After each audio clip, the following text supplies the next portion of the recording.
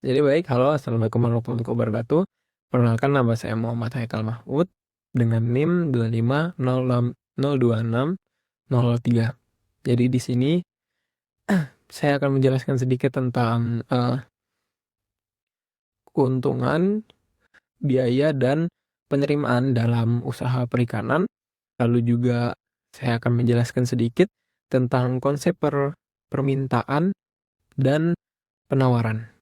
Jadi penerimaan itu adalah nilai uang yang dimana itu tuh didapatkan dari hasil panen, tangkapan, atau dari hasil penjualan.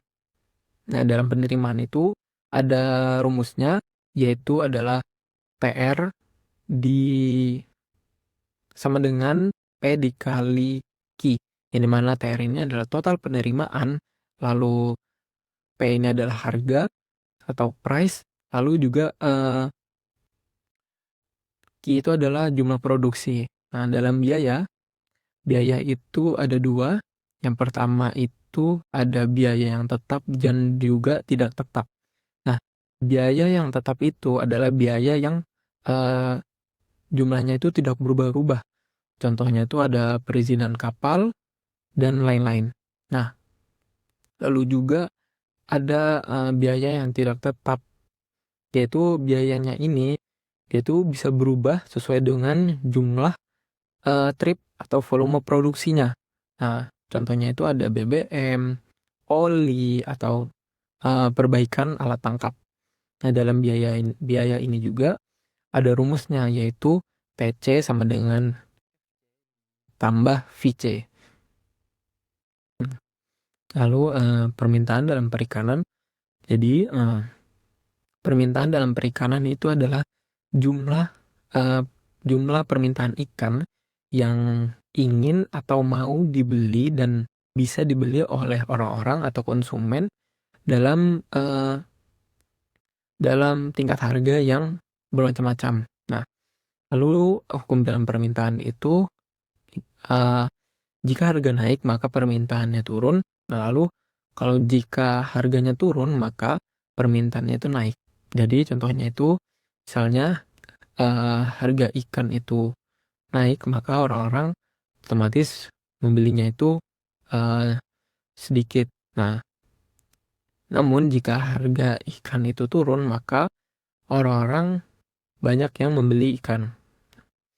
Jadi ada beberapa faktor yang mempengaruhi permintaan ikan ini. Yang pertama itu sebagai eh, substitusi, yaitu atau pengganti, yang dimana jika harga seperti ayam itu lebih murah dari ikan, maka orang akan lebih memilih ayam. Tapi jika ayam itu lebih mahal, maka orang akan lebih memilih ikan.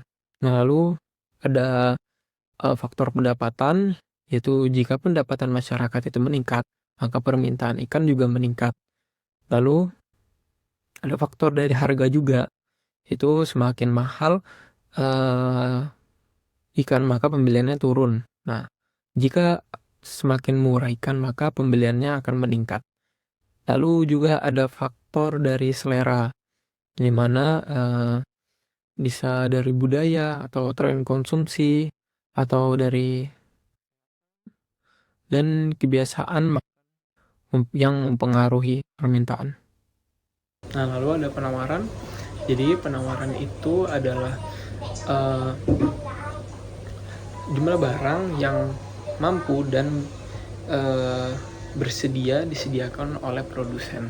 Nah, dalam penawaran itu ada hukum penawaran. Nah, jadi hukum penawarannya ini adalah jika harga suatu barang itu naik, maka jumlah barang yang ditawarkan juga akan semakin banyak karena penjual itu ingin mendapatkan keuntungan yang lebih. Nah, kalau misalnya harga barang itu turun, maka si penjual itu tidak termotivasi untuk menjual barang itu.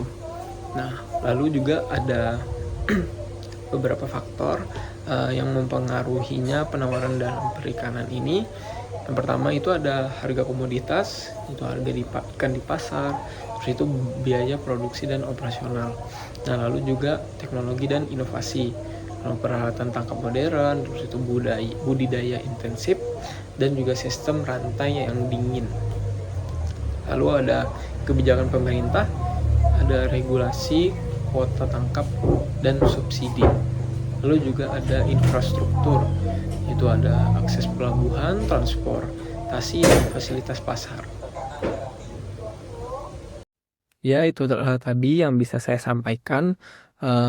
Kurang lebihnya mohon maaf dan semoga bermanfaat untuk semuanya.